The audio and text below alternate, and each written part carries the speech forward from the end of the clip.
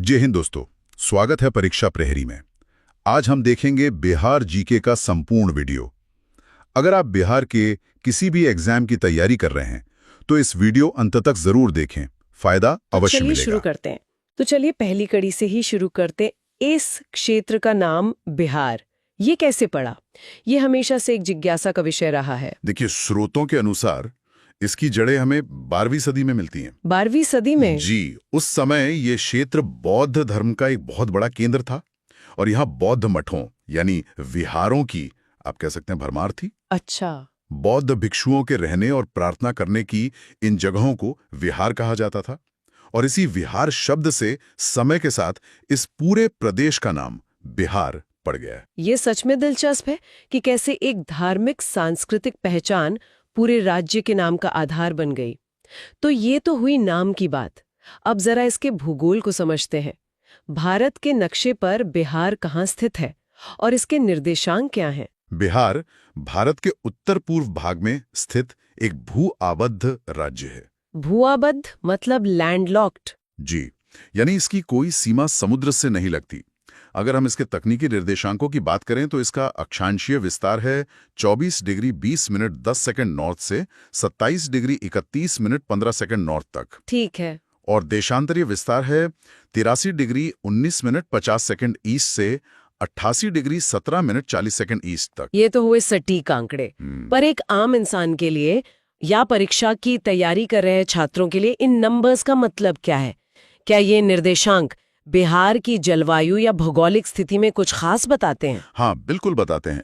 ये निर्देशांक हमें बताते हैं कि बिहार पूरी तरह से उपोष्ण कटिबंधीय यानी सब ट्रॉपिकल क्षेत्र में है और कर्क रेखा इसके ठीक दक्षिण से गुजरती है। अच्छा। और इसी भौगोलिक स्थिति की वजह से यहाँ गंगा के मैदान की उपजाऊ जमीन है, मानसून का गहरा प्रभाव रहता है और यहाँ की जलवायु कृषि के लिए बहुत अनुकूल है। लेकिन यही स्थिति से बाढ़ जैसी प्राकृतिक आपदाओं के प्रति संवेदनशील भी बनाती है और इन्हीं निर्देशांकों के कारण राज्य की आकृति मतलब मोटे तौर पर आयताकार बनती है। तो भूगोल ने जमीन तैयार की। अब देखते हैं कि इस जमीन पर आधुनिक बिहार राज्य की स्थापना का ऐतिहासिक सफर कैसा रहा। ये एक दिन में तो नहीं हुआ होगा? नहीं, ये क्रमिक प्रक्रिया थी। इसकी शुरुआत हुई 12 दिसंबर 1911 को। 1911? जी, जब दिल्ली दरबार में किंग जॉर्ज पंचम ने बंगाल से अलग एक बिहार प्रांत बनाने की घोषणा की। ये एक ऐतिहासिक क्षण था। इसके बाद 22 मार्च 1912 को बिहार, जिसमें उस समय उड़ीसा भी शामिल था, को एक अलग प्रांत के रूप में गठित करने की अधिसूचना जारी की गई। और यही 22 मार्च की तारीख आज भी बहुत महत्वपूर्ण है ना? जी हाँ, इसीलिए हर साल 22 मार्च को बिहार स्थापना दिवस मनाया जाता है। इसके ठीक बाद 1 अप्रैल 1912 को यह प्रांत विधिवत रूप से अस्तित्व में आ गया। लेकिन कहानी यहाँ खत्म नहीं हुई। बिल्कुल नहीं। 1 अप्रैल 1936 को बिहार और उड़ीसा को 2 अलग-अलग राज्य बना दिया गया और फिर आजादी के कई दशकों बाद 15 नवंबर 2000 को बिहार का अंतिम विभाजन हुआ, जब झारखंड बना। जी, जब इसके दक्षिणी हिस्से के 46% भूभाग को अलग करके झारखंड नाम का नया राज्य बनाया गया। तो ये थे राज्य के बनने और बंटने के अहम पड़ाव। अब कुछ ऐसे सीधे तथ्यों पर आते हैं जो अक्सर परीक्षाओं का हिस्सा बनते हैं, जैसे कि बिहार का क्षेत्रफल और जनसंख्या। जरूर।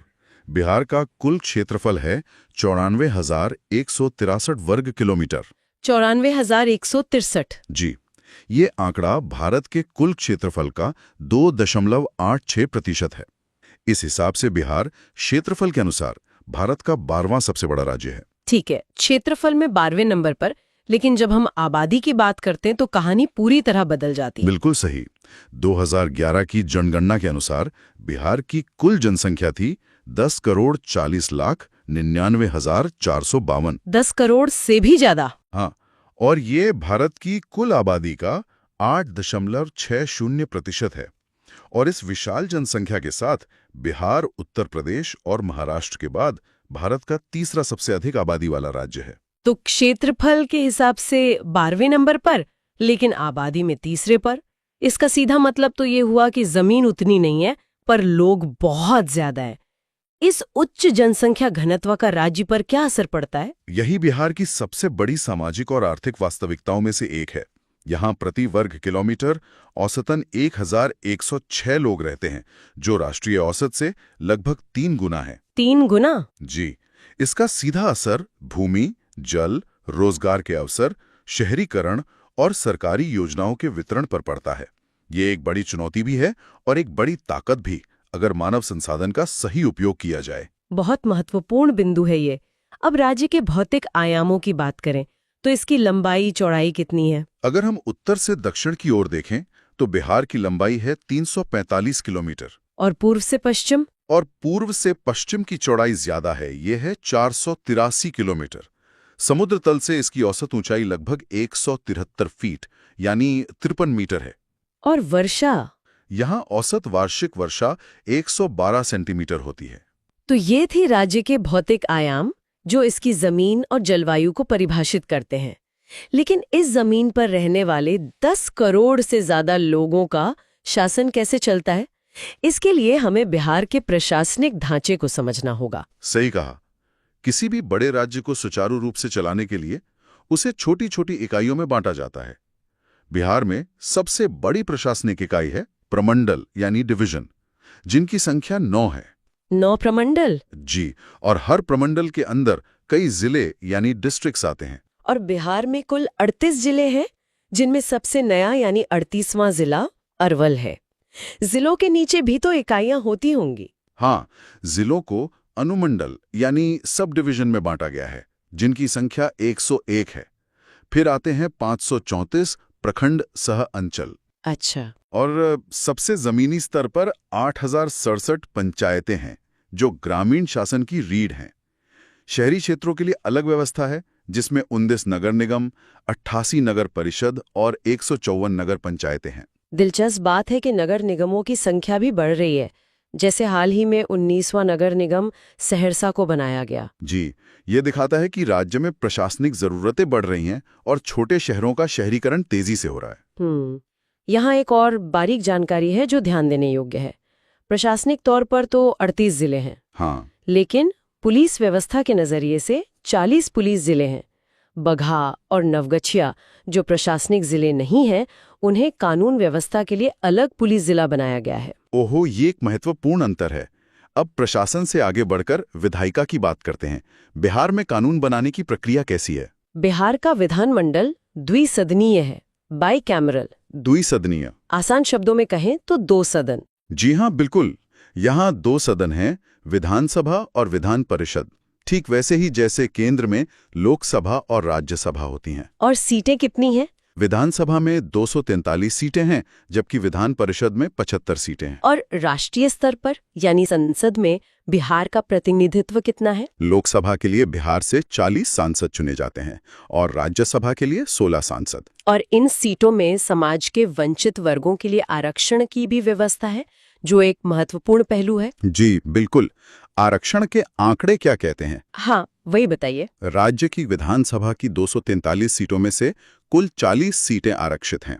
इनमें से 38 सीटें अनुसूचित जाति यानी शेड्यूल्ड कास्ट के लिए, 38? और 2 सीटें अनुसूचित जनजाति यानी शेड्यूल्ड ट्राइब के लिए आरक्षित हैं। एसटी के लिए जो 2 सीटें हैं वे हैं कटोरिया एवं मनिहारी। विधानसभा में एसटी के लिए सिर्फ 2 सीटें आरक्षित हैं, कटोरिया और मनिहारी। ये संख्या काफी कम लगती है। क्या इसका कारण यह है कि बिहार की जनजातीय आबादी कुछ खास इलाकों में ही केंद्रित है? आपने बिल्कुल सही पकड़ा। ये एक महत्वपूर्ण बिंदु है। जब साल 2000 में बिहार का विभाजन हुआ तो अधिकांश जनजातीय बहुल क्षेत्र झारखंड में चले गए। अच्छा, ये वजह है। जी, इसलिए आज के बिहार में अनुसूचित जनजाति की आबादी कुल जनसंख्या का केवल 1.3% है, जो मुख्य रूप से कटिहार, पूर्णिया और बांका जैसे सीमावर्ती जिलों में केंद्रित हैं। विधानसभा की सीटें इसी जनसांख्यिकीय अनुपात को दर्शाती हैं। और लोकसभा की 40 सीटों में आरक्षण की क्या स्थिति है? लोकसभा में अनुसूचित जाति यानी एससी के लिए 6 सीटें आरक्षित हैं। ये सीटें हैं गोपालगंज, हाजीपुर, समस्तीपुर, जमुई, गया और सासाराम। यह पूरी तस्वीर को साफ करता है। अब किसी भी राज्य को पूरी तरह समझने के लिए उसकी सीमाओं को जानना जरूरी है। बिहार के पड़ोसी कौन कौन है? बिहार की चौहद्दी बहुत दिलचस्प है। इसके उत्तर में कोई भारतीय राज्य नहीं बल्कि नेपाल देश है। एक अंतर्राष्ट्रीय सीमा? जी, ये एक 729 किलोमीटर लंबी अंतर्राष्ट्रीय सीमा है। नेपाल से बिहार के 7 जिले सीमा साझा करते हैं। पश्चिम चंपारण, पूर्वी चंपारण, सीतामढ़ी, मधुबनी, सुपौल, अररिया और किशनगंज, ये पूरा तराई का इलाका है। उत्तर में नेपाल हो गया। दक्षिण, पूर्व और पश्चिम में कौन है? दक्षिण में झारखंड है, जो कभी बिहार का ही हिस्सा था। झारखंड से 8 जिलों की सीमा लगती है: रोहतास, औरंगाबाद, गया, नवादा, जमुई, बांका, भागलपुर और कटिहार। और पूर्व में? पूर्व में पश्चिम बंगाल है, जिससे 3 जिले सीमा बनाते हैं: किशनगंज, पूर्णिया और कटिहार। और पश्चिम में उत्तर प्रदेश है, जिससे 8 जिले जुड़े हैं। कौन कौन से? रोहतास, कैमूर, बक्सर, भोजपुर, सारण, सिवान, गोपालगंज और पश्चिम चंपारण।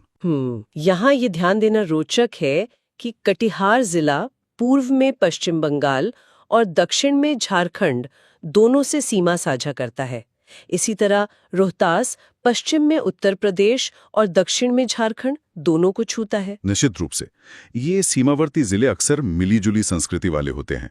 ये सीमाएं सिर्फ राजनीतिक नहीं बल्कि सांस्कृतिक और भाषाई आदान प्रदान का माध्यम भी होती हैं। अच्छा, हर राज्य की एक पहचान होती है, अपने प्रतीक होते हैं। ये जानना दिलचस्प होगा कि बिहार ने किन प्रतीकों को अपनी पहचान के रूप में चुना है। क्या इनमें भी कोई कहानी छिपी है? जरूर छिपी है। बिहार का राजकीय चिन्ह बोधि वृक्ष है। बोधि वृक्ष जी, जो ज्ञान का प्रतीक है और गया में स्थित उसी वृक्ष को दर्शाता है जिसके नीचे बुद्ध को ज्ञान प्राप्त हुआ था। ये राज्य की ऐतिहासिक और आध्यात्मिक विरासत को सलाम करता है। और भाषा और प्रकृति से जुड़े प्रतीक कौन से हैं? प्रथम राजकीय भाषा हिंदी है और द्वितीय राजकीय भाषा का दर्जा उर्दू को दिया गया है। राजकीय वृक्ष पीपल है, जो बोधि वृक्ष का ही एक रूप है। राजकीय पुष्प गेंदा है, जो हर जगह आसानी से मिल जाता है। और राजकीय मछली देसी मांगुर है। मैंने सुना है कि राजकीय पशु और पक्षी हाल के वर्षों में बदले गए हैं। जी, 2013 में एक महत्वपूर्ण बदलाव हुआ। पहले राजकीय पशु रीछ यानी भालू था, जिसे बदलकर बैल कर दिया गया। बैल? हाँ, बैल कृषि प्रधान अर्थव्यवस्था और मेहनत का प्रतीक है। इसी तरह पहले राजकीय पक्षी फाख्ता था, जिसे बदलकर गौरैया कर दिया गया। गौरैया? जी, ये एक छोटा सा बदलाव लग सकता है, लेकिन यह शहरीकरण के कारण गायब हो रही गौरैया को बचाने और आम जनजीवन से जुड़े प्रतीकों को अपनाने की दिशा में एक बड़ा वैचारिक कदम था। ये वाकई एक गहरा संदेश देता है। अब बिहार के राजकीय गीतों की बात करते हैं। बिहार का राजकीय गीत है मेरे भारत के कंठहार, तुझको सत सत वंदन बिहार। इसके गीतकार सत्यनारायण हैं और संगीतकार हैं मशहूर बांसुरी वादक हरिप्रसाद चौरसिया और संतूर वादक शिव कुमार शर्मा। अच्छा। इसे 2012 में अपनाया गया था। इसके अलावा राज्य का एक प्रार्थना गीत भी है, मेरी रफ्तार पर सूरज की किरण नाज करे। तो ये थी प्रतीकों की कहानी। अब अंत में उस प्रशासनिक ढांचे पर वापस लौटते हैं जिसकी हमने बात की थी। 9 प्रमंडल, इनमें 38 जिले बटे हुए हैं। अब हम हर एक जिले का नाम तो नहीं लेंगे, वो बहुत लंबी सूची हो जाएगी। लेकिन क्या इन प्रमंडलों में कोई खास पैटर्न है? इन्हें समझने का कोई आसान तरीका? हाँ, इन्हें भौगोलिक और सांस्कृतिक क्षेत्रों के रूप में देखना ज्यादा उपयोगी है। हम एक संक्षिप्त अवलोकन कर सकते हैं। हाँ, वो बेहतर होगा। जैसे उत्तर पश्चिम में है सारण प्रमंडल, जिसमें सारण, सिवान, गोपालगंज हैं। और तिरहुत प्रमंडल, जिसमें पश्चिम चंपारण से लेकर मुजफ्फरपुर और वैशाली तक 6 जिले हैं। अच्छा। ये घनी आबादी वाले और कृषि आधारित क्षेत्र हैं। फिर उत्तर पूर्व में दरभंगा प्रमंडल, मतलब मधुबनी, दरभंगा, समस्तीपुर। कोशी प्रमंडल, जिसमें सहरसा, सुपौल, मधेपुरा हैं। और पूर्णिया प्रमंडल, यानी अररिया, किशनगंज, पूर्णिया, कटिहार। ये तो कोसी बेल्ट वाले इलाके हो गए। जी, ये एक क्षेत्र अपनी मिथिला संस्कृति, मखाना उत्पादन और कोसी नदी की बाढ़ की चुनौतियों के लिए जाने जाते हैं। ये तो हुए गंगा के उत्तर के प्रमंडल। दक्षिण में क्या स्थिति है? गंगा के दक्षिण में केंद्र में है पटना प्रमंडल, जिसमें राजधानी पटना के साथ साथ नालंदा, भोजपुर, बक्सर, कैमूर और रोहतास जैसे 6 ऐतिहासिक जिले हैं। ये तो प्रशासनिक केंद्र हो गया। बिल्कुल। और इसके दक्षिण में है मगध प्रमंडल, जिसमें गया, औरंगाबाद, नवादा, जहानाबाद, अरवल शामिल हैं। इसका नाम प्राचीन मगध साम्राज्य पर है। और दक्षिण पूर्व में है मुंगेर प्रमंडल, जिसमें 6 जिले हैं। और सबसे छोटा भागलपुर प्रमंडल, जिसमें सिर्फ भागलपुर और बांका हैं, जो अपने सिल्क उद्योग के लिए जाना जाता है। जी, और विक्रमशिला विश्वविद्यालय की विरासत के लिए भी। इस तरह से देखने पर पूरी तस्वीर साफ हो जाती है। तो ये थी बिहार के सामान्य परिचय से जुड़ी संपूर्ण जानकारी। हमने नामकरण के पीछे की कहानी से लेकर राज्य के भूगोल, इतिहास, जनसंख्या, प्रशासन और प्रतीकों तक हर पहलू को छूने की कोशिश की। इन तथ्यों को याद रखना तो महत्वपूर्ण है, लेकिन एक विचारणीय प्रश्न ये भी है कि शासन के लिए बनाई गई ये जो प्रशासनिक सीमाएं हैं, ये राज्य की प्राकृतिक भौगोलिक विशेषताओं जैसे नदियों, मैदानों और ऐतिहासिक सांस्कृतिक क्षेत्रों के साथ कैसे तालमेल बिठाती हैं? एक बहुत ही गहरा सवाल है। क्या ये प्रमंडल और जिले मिथिला, मगध, भोजपुर जैसे सांस्कृतिक क्षेत्रों के अनुरूप है, या कभी-कभी ये विकास और प्रबंधन में नई चुनौतियां पैदा करती हैं? इस पर विचार करना विषय की समझ को और गहरा। बिहार को संरचना के आधार पर मुख्य रूप से 3 भौतिक भागों में बांटा गया है। 3 भागों में? लेकिन एक आंकड़ा सबसे पहले ध्यान खींचता है कि राज्य का लगभग 96% हिस्सा मैदानी है। जी, 96%। ये एक बहुत ही बड़ा आंकड़ा है। इसका मतलब तो ये हुआ कि बिहार की पहचान, उसकी अर्थव्यवस्था, उसकी संस्कृति, सब कुछ इसी विशाल मैदान से जुड़ा हुआ है। बिल्कुल सही कहा आपने। बिहार की कहानी असल में उसके मैदानों की ही कहानी है। इन मैदानों का निर्माण गंगा और उसकी सहायक नदियों द्वारा लाए गए निक्षेपों मतलब अवसादों से हुआ है। हजारों सालों में? जी हाँ, हजारों सालों में।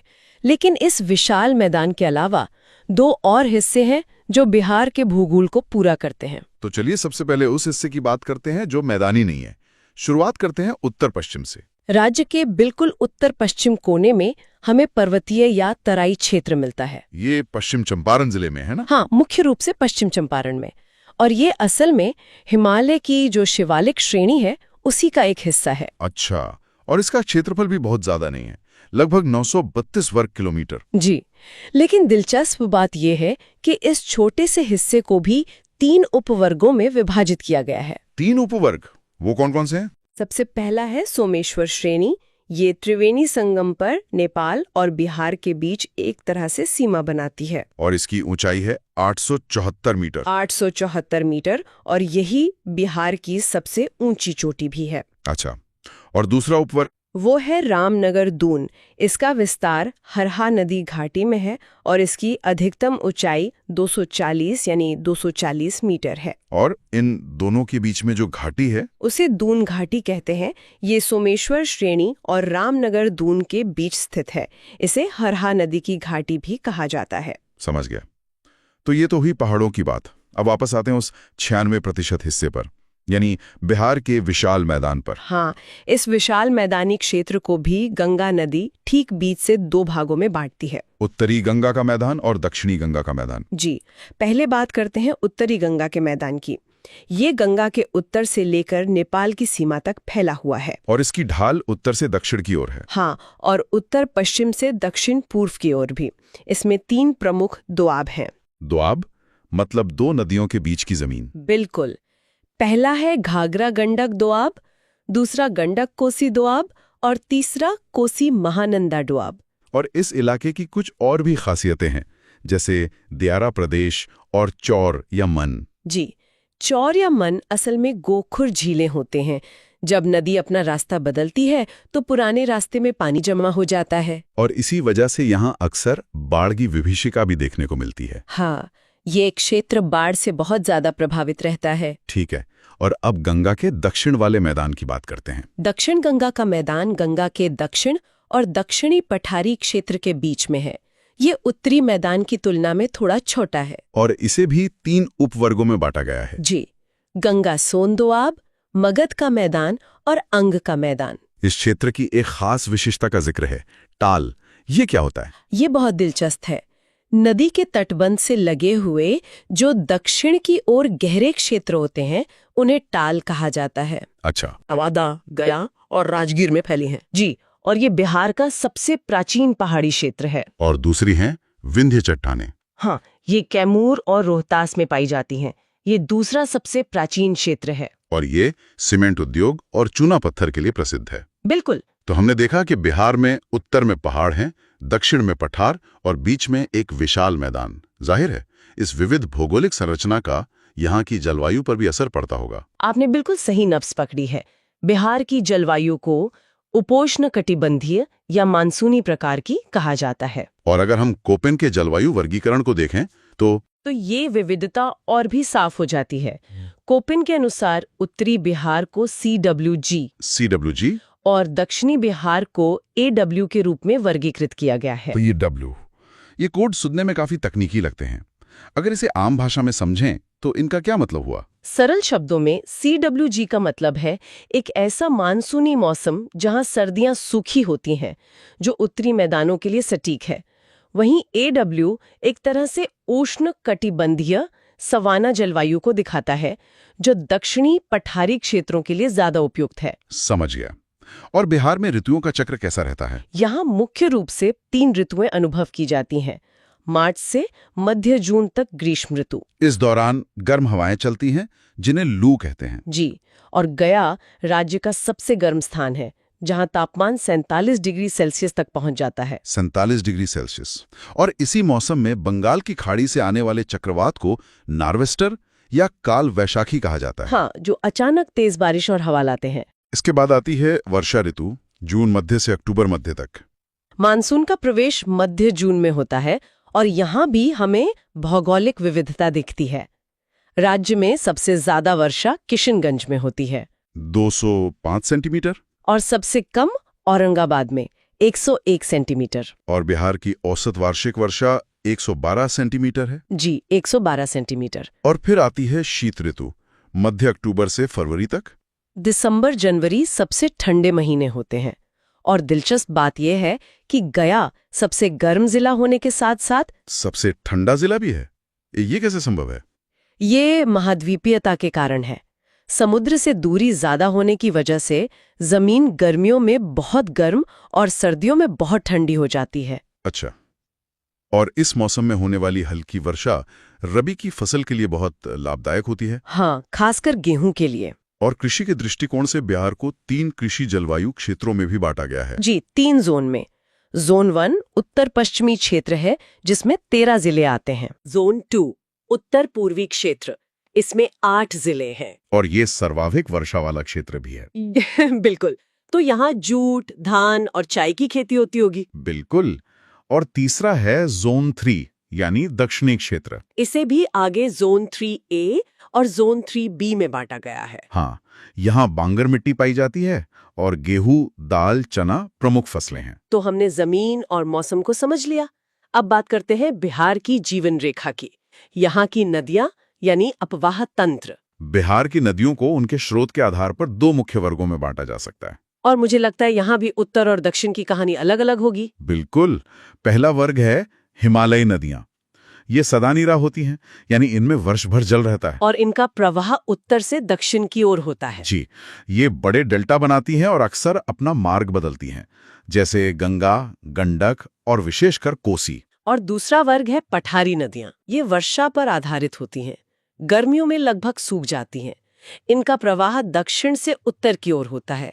तो ये भी गंगा में ही मिलती हैं? हाँ, और ये छोटे डेल्टा बनाती हैं या सीधा गमन करती हैं, जैसे सोन, पुनपुन, फल्गु। चलिए अब कुछ प्रमुख नदियों का विवरण देखते हैं। शुरुआत सबसे महत्वपूर्ण नदी गंगा से करते हैं। नदी है गंगा, उद्गम है गंगोत्री और संगम है बंगाल की खाड़ी। और बिहार में इसकी लंबाई 445 किलोमीटर है। 445 किलोमीटर। ये बक्सर के चौसा में बिहार में प्रवेश करती है और पटना जिले में इसकी लंबाई सबसे ज्यादा है। अब दूसरी नदियों को देखते हैं। घाघरा। इसका उद्गम तिब्बत में मानसरोवर से है और ये सारण में गंगा से मिलती है। बिहार में इसकी लंबाई 83 किलोमीटर है। और इसका एक और नाम सुरयू भी है। जी, और इसकी सहायक नदियां राप्ती और छोटी गंडक है। अगली नदी है गंडक। इसका उद्गम नेपाल में है और ये सोनपुर में गंगा में मिलती है। बिहार में इसकी लंबाई 260 किलोमीटर है। इसे नारायणी और शालिग्रामी भी कहते हैं। हाँ, और त्रिवेणी संगम पर इस पर एक बराज भी बनाया गया है। अब बात करते हैं बूढ़ी गंडक की। इसका उद्गम सोमेश्वर पहाड़ी से है और ये खगड़िया में गंगा से मिलती है। और बिहार में इसकी लंबाई 320 किलोमीटर है। 320 किलोमीटर, और ये उत्तर से गंगा में मिलने वाली सबसे लंबी सहायक नदी है। इसका एक और नाम सिखरैना भी है। जी हाँ। अगली नदी है बागमती। इसका उद्गम महाभारत श्रेणी से है और ये सीधे गंगा में नहीं बल्कि कोसी में मिलती है। और बिहार में इसकी लंबाई 394 किलोमीटर। 394 किलोमीटर। एक दिलचस्प तथ्य ये है कि नेपाल की राजधानी काठमांडू इसी नदी के तट पर है। और अब आते हैं उस नदी पर जिसे बिहार का शोक कहते हैं, कोसी। नदी है कोसी, उद्गम है नेपाल का गोसाई स्थान और संगम है गंगा में कुर्सेला के पास। बिहार में इसकी लंबाई 260 किलोमीटर है, लेकिन ये बिहार का शोक क्यों कहलाती है? सिर्फ बाढ़ की वजह से? सिर्फ बाढ़ नहीं, बल्कि इसकी अविश्वसनीय रूप से बदलती धारा की वजह से। ये हिमालय से भारी मात्रा में गाद लेकर आती है और मैदानों में आकर उसे जमा कर देती है, जिससे इसका अपना ही रास्ता रुक जाता है। बिल्कुल। और फिर पानी को बहने के लिए नया रास्ता खोजना पड़ता है। इसी वजह से ये नदी पिछले कुछ 100 सालों में बहुत ज्यादा पश्चिम की ओर खिसक चुकी है और हर बार तबाही लाती है। वरदान और अभिशाप एक ही सिक्के के दो पहलू लगते हैं। हमारे पास जो स्रोत हैं वो एक ऐसी तस्वीर दिखाते हैं जहां नदियां जीवन भी देती हैं और सब कुछ छीन भी लेती हैं, जहां की मिट्टी बेहिसाब उपजाऊ है लेकिन उसी पर आपदाओं का साया भी मंडराता है। चलिए इस जटिल तस्वीर को समझने की शुरुआत उस चीज से करते हैं जो बिहार को आकार देती है, पानी। बिल्कुल। और बिहार में पानी का मतलब सिर्फ गंगा या कोसी नदी नहीं है। इसका मतलब है वो बड़े बड़े इंजीनियरिंग मार्वल्स, वो प्रोजेक्ट्स जो 100 साल से भी ज्यादा समय से इस रीजन की किस्मत तय कर रहे हैं। ये इंसान की प्रकृति को कंट्रोल करने की कहानी है। स्रोतों में सबसे पहले सोन परियोजना का जिक्र है, जो 1874 की है, मतलब लगभग 150 साल पुरानी।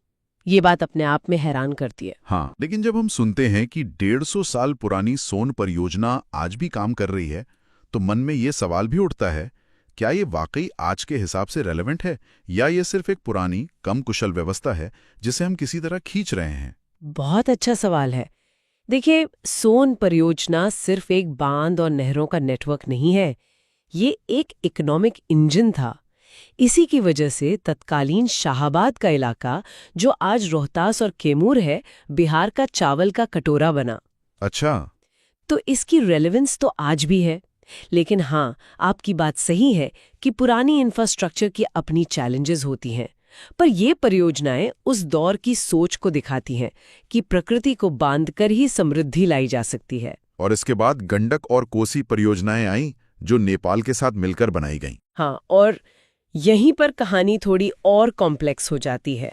गंडक प्रोजेक्ट ने उत्तर पश्चिम बिहार में सिंचाई को बूस्ट किया, लेकिन कोसी, जिसे बिहार का शोक या सौरो ऑफ बिहार कहते हैं, उसने दिखाया कि नदियों को कंट्रोल करना कितना मुश्किल और कभी-कभी विनाशकारी भी हो सकता है।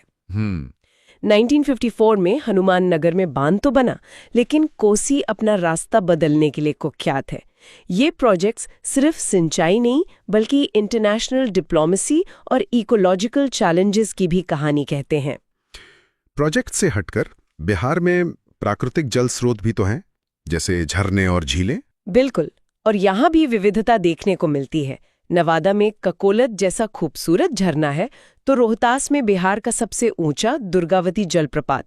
लेकिन असली खजाना है यहाँ की झीलें, जिन्हें हम वेटलैंड्स कहते हैं। बेगूसराय की कांवड़ झील तो एक सुपरस्टार है। सुपरस्टार क्यों? स्रोतों में इसे रामसर स्थल और एशिया की सबसे बड़ी गोखुर झील कहा गया है। ये सुनने में तो बहुत इम्प्रेसिव लगता है, पर इसका मतलब क्या है? उनके लिए ऑस्कर जीतने जैसा है। अरे वाह! हाँ, ये एक इंटरनेशनल रिकॉग्निशन है कि ये जगह पूरी दुनिया के इकोसिस्टम के लिए जरूरी है। ये प्रवासी पक्षियों के लिए एक 5 स्टार होटल की तरह है, जहाँ वो हजारों किलोमीटर की उड़ान के बाद आकर रुकते हैं। अच्छा। और गोखुर झील या ऑक्सबो लेक का मतलब है कि ये कभी एक नदी का हिस्सा थी, जो बाद में नदी से कटकर एक अलग झील बन गई, ठीक गाय के खुर की तरह। कांवड़ झील इसी का एशिया में सबसे बड़ा उदाहरण है। वाह, ये तो सच में फैसिनेटिंग है। और स्रोतों में गर्म पानी के स्रोतों का भी जिक्र है। राजगीर और मुंगेर में ब्रह्मकुंड को सबसे गर्म बताया गया है। हाँ, ये गर्म जलकुंड बिहार की एक और यूनिक जियोलॉजिकल पहचान है। ये सिर्फ पर्यटन या धार्मिक आस्था के केंद्र नहीं है, बल्कि ये इस बात का सबूत है कि जमीन की सतह के नीचे काफी हलचल है। ये एक तरह से रिमाइंडर है कि ये क्षेत्र जियोलॉजिकली एक्टिव है, जो हमें बाद में भूकंप वाले हिस्से से भी कनेक्ट करेगा। सरीगा, पानी की यही कहानी जमीन पर भी दिखती है। जिस तरह नदियां उत्तर और दक्षिण बिहार को अलग अलग पहचान देती हैं, उसी तरह वे वहां की मिट्टी के कैरेक्टर को भी तय करती हैं। स्रोत कहते हैं कि 90% इलाका जलोढ़ मिट्टी यानी एलुवियल सॉइल से बना है। हाँ, 90% एक बहुत बड़ा नंबर है। लेकिन असली कहानी इस 90% के अंदर की वैरायटी में है। गंगा नदी बिहार को बीच से 2 हिस्सों में बांटती है और इन दोनों हिस्सों की मिट्टी की कहानी बिल्कुल अलग है। तो चलिए पहले उत्तर बिहार की मिट्टी को समझते हैं। यहाँ किस तरह की मिट्टी मिलती है? उत्तर बिहार की मिट्टी को आप नदियों का तोहफा कह सकते हैं। हिमालय से आने वाली नदियां हर साल अपने साथ उपजाऊ मिट्टी की एक नई परत लेकर आती हैं। इसमें सबसे इम्पॉर्टेंट है नवीन जलोढ़ या खादर मिट्टी। ये वो इलाके हैं जहां हर साल बाढ़ आती है। तो ये खादर मिट्टी हर साल बाढ़ से नहीं हो जाती है? इसका मतलब क्या ये है कि किसानों को खाद या उर्वरक डालने की जरूरत ही नहीं पड़ती, या ये उतना सीधा नहीं है? काफी हद तक ये सही है। ये नेचुरल फर्टिलाइजेशन का एक प्रोसेस है। इसी वजह से ये इलाके धान, जूट, मक्का और गन्ने के लिए जबरदस्त प्रोडक्टिव हैं। ये गहरे भूरे रंग की बहुत फर्टाइल मिट्टी होती है। अच्छा। इसके अलावा उत्तर में नेपाल बॉर्डर से लगे इलाकों में तराई मिट्टी है जो थोड़ी दलदली होती है, और कुछ ऊंचे इलाकों में पुरानी जलोढ़ या बांगर मिट्टी है जहां बाढ़ का पानी नहीं पहुंचता। तो वो खादर जितनी उपजाऊ नहीं होती? बिल्कुल नहीं। ठीक है। तो उत्तर बिहार मतलब नदियों का दिया हुआ ताजा उपजाऊ तोहफा। अब गंगा के दक्षिण में चलें तो कहानी कैसे बदलती है? दक्षिण बिहार की मिट्टी की कहानी बिल्कुल अलग है। यहाँ की सबसे कह सकते हैं जादुई मिट्टी है टाल मिट्टी। टाल मिट्टी? हाँ, इसे एक प्राकृतिक स्पंज की तरह समझिए। ये गंगा के दक्षिणी किनारे पर बक्सर से भागलपुर तक एक पतली पट्टी में मिलती है। मानसून में ये पानी से लबालब भर जाती है और जब पानी उतरता है तो ये महीनों तक उस नमी को अपने अंदर पकड़े रहती है। तो मतलब टाल इलाके में रबी की फसल जैसे दालों के लिए इरिगेशन की जरूरत ही नहीं पड़ती। ये तो कमाल है। एग्जैक्टली। यही वजह है कि ये जमीन दालों के लिए सोना उगलती है, बिना किसी अतिरिक्त सिंचाई के। ये प्रकृति के वाटर हार्वेस्टिंग सिस्टम का एक बेहतरीन उदाहरण है। इसके अलावा दक्षिण में एक और दमदार मिट्टी है जिसे स्थानीय भाषा में करैल केवाल कहते हैं। ये भी पुरानी जलोढ़ मिट्टी ही है, लेकिन इसकी खासियत है इसकी पानी सोखने की जबरदस्त क्षमता। मतलब ये मिट्टी भी पानी को किसी स्पंज की तरह पी जाती है। हाँ, लेकिन ये भारी चिकनी मिट्टी होती है। एक बार बारिश हो गई तो ये लंबे समय तक नमी बनाए रखती है, जो इसे खेती के लिए एक तरह से सुपरस्टार बना देती है। सही। और फिर दक्षिण के पठारी किनारों पर लाल पीली या बलथर मिट्टी मिलती है जिसमें आयरन ज्यादा होता है। ये उतनी उपजाऊ नहीं होती, इसलिए यहाँ मोटे अनाज जैसे ज्वार, बाजरा उगाए जाते हैं। तो आप देख सकते हैं कि कैसे मिट्टी तय करती है कि थाली में क्या आएगा। बिल्कुल। पानी और जमीन की बात हो गई। अब जमीन के ऊपर जो हरी चादर है यानी जंगल, उसकी बात करते हैं। हमारे पास 2021 की फॉरेस्ट सर्वे रिपोर्ट के आंकड़े हैं जो कहते हैं कि बिहार में वनावरण यानी फॉरेस्ट कवर सिर्फ 7.84% है। हाँ, और अगर इसमें वृक्षावरण यानी ट्री कवर जो जंगलों के बाहर के पेड़ हैं उसे भी जोड़ दें, जो कि 2.48% है, तो कुल मिलाकर यह आंकड़ा 10.32% पर पहुंचता है। ये राष्ट्रीय औसत और 33% के लक्ष्य से बहुत कम है। लेकिन इन नंबर्स से ज्यादा जरूरी है इनके पीछे की कहानी। और वो कहानी क्या है? कहानी है जबरदस्त असंतुलन की। एक तरफ कैमूर जिला है जहां 31% से ज्यादा जमीन पर जंगल है। ये बिहार का ग्रीन लंग है। इसके बाद पश्चिमी चंपारण और रोहतास आते हैं। और दूसरी तरफ? और दूसरी तरफ शेखपुरा जैसा जिला है जहां फॉरेस्ट कवर लगभग 0 है। ये दिखाता है कि जंगल बिहार में हर जगह नहीं है, बल्कि कुछ पॉकेट्स में कॉन्सेंट्रेटेड है। यहाँ एक और बड़ा विरोधाभास नजर आता है। रिपोर्ट कहती है कि 2019 की तुलना में वनीकरण में सबसे ज्यादा वृद्धि बांका जिले में हुई। हाँ, लेकिन सबसे ज्यादा नुकसान कैमूर जिले में हुआ। ये तो बहुत अजीब बात है। एक तरफ हम बांका में पेड़ लगा रहे हैं और दूसरी तरफ कैमूर में, जो हमारा सबसे घना जंगल है, वहां नुकसान हो रहा है। नेटमेट हम कहाँ जा रहे हैं? आपने बिल्कुल सही नब्ज पकड़ी है। इसे ऐसे समझिए, जैसे आप एक तरफ अपने बगीचे में 10 नए पौधे लगा रहे हैं और दूसरी तरफ आपके घर के सबसे पुराने, सबसे घने और मजबूत पेड़ को कोई काट रहा है। तो क्या आप सच में आगे बढ़ रहे हैं? ये सवाल पॉलिसी मेकर्स के लिए है कि हम नए पेड़ लगाने के साथ साथ अपने सबसे कीमती पुराने जंगलों को बचाने पर कितना ध्यान दे रहे हैं। कैमूर में नुकसान का मतलब है कि हम अपना कोर एसेट खो रहे हैं। और इन्हीं जंगलों में बिहार के वन्यजीव रहते हैं। यहाँ तो कुछ बहुत इंपॉर्टेंट नेशनल पार्क्स और सैंक्चुरीज भी हैं। हाँ, और इसमें सबसे ऊपर है पश्चिमी चंपारण का वाल्मीकि नगर राष्ट्रीय उद्यान। ये बिहार का इकलौता नेशनल पार्क और टाइगर रिजर्व भी है। ये बिहार की शान है, लेकिन कुछ और भी हैं जो अपनी अलग पहचान रखते हैं। जैसे भागलपुर में विक्रमशिला डॉल्फिन अभयारण्य। ये भारत का पहला सैंक्चुअरी है जो खास तौर पर गंगा की डॉल्फिन, जो हमारा राष्ट्रीय जलीय जीव है, उसके संरक्षण के लिए बनाया गया है। अच्छा।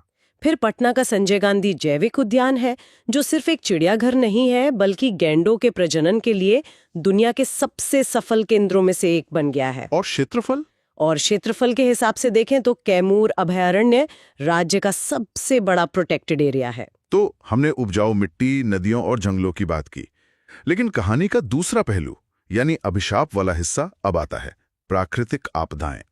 स्रोत बताते हैं कि बिहार के 38 में से 28 जिले बाढ़ प्रभावित हैं। ये आंकड़ा तो चौंकाने वाला है। ये आंकड़ा बिहार की सबसे बड़ी और सबसे दर्दनाक सच्चाई है। भारत का कुल जितना भी बाढ़ प्रभावित क्षेत्र है, उसका 16.5% अकेले बिहार में है। 16.5%? हाँ, आप सोचिए, देश का लगभग हर छठा बाढ़ प्रभावित इंसान बिहार से है। ये मुख्य रूप से उत्तर बिहार की समस्या है, जहां हिमालय से आने वाली नदियां अपने साथ बेहिसाब पानी और गाद लाती हैं। और कहानी का वो डुअलिटी वाला एंगल यहाँ भी है, जहां उत्तर बिहार पानी में डूबता है, वहीं दक्षिण बिहार पानी के लिए तरसता है। बिल्कुल। राज्य का लगभग 20% हिस्सा, जो मुख्य रूप से दक्षिण बिहार में है, वो सूखे से प्रभावित रहता है। ये एक ही राज्य के भीतर पानी की अधिकता और पानी की कमी का एक टेक्स्ट बुक एग्जाम्पल है। ये बिहार की सबसे बड़ी ज्योग्राफिकल चैलेंज है। बाढ़ और सूखे के अलावा एक और अदृश्य खतरा है, भूकंप। हाँ, और इसे अक्सर नजरअंदाज कर दिया जाता है। बिहार भूकंप के लिहाज से बहुत संवेदनशील है, क्योंकि ये हिमालयन फॉल्ट लाइन के पास है। इसे 3 जोन में बांटा गया है। जोन वी, जो सबसे खतरनाक माना जाता है, उसमें सीतामढ़ी, मधुबनी जैसे नेपाल से सटे जिले आते हैं। सबसे खतरनाक? हाँ, इसका मतलब है कि यहाँ सबसे डिस्ट्रक्टिव किस्म के भूकंप का खतरा है। और पटना जोन 4 में है, जो भी एक हाई रिस्क जोन है। सिर्फ दक्षिण बिहार के कुछ हिस्से जैसे गया और रोहतास जोन 3 में है, जो तुलनात्मक रूप से कम जोखिम वाले हैं। तो खतरा हर जगह है, बस उसकी इंटेंसिटी अलग अलग है। इन सब चुनौतियों से निपटने के लिए क्या कोई खास पहल हुई है? यहाँ सेंदाई फ्रेमवर्क का जिक्र है, जो सुनने में तो बड़ा हैवी ड्यूटी लगता है। आम आदमी के लिए इसका क्या मतलब है? Does it actually help the person whose house gets flooded every year? बहुत जरूरी सवाल है। सेंदाई फ्रेमवर्क असल में आपदाओं से लड़ने का एक ग्लोबल एक्शन प्लान है, और बिहार इसे लागू करने वाला भारत का पहला राज्य बना। ये बहुत बड़ी बात है। अच्छा। हाँ, इसका कोर आइडिया है कि हम आपदा आने के बाद सिर्फ रिलीफ और रेस्क्यू ना करें, बल्कि आपदा आने से पहले ही उसके रिस्क को कम करें। मतलब? कैसे? मतलब बेहतर अर्ली वार्निंग सिस्टम्स लगाना, ताकि लोगों को समय पर खबर मिल जाए। ऐसे घर और सड़कें बनाना जो बाढ़ या भूकंप को झेल सकें।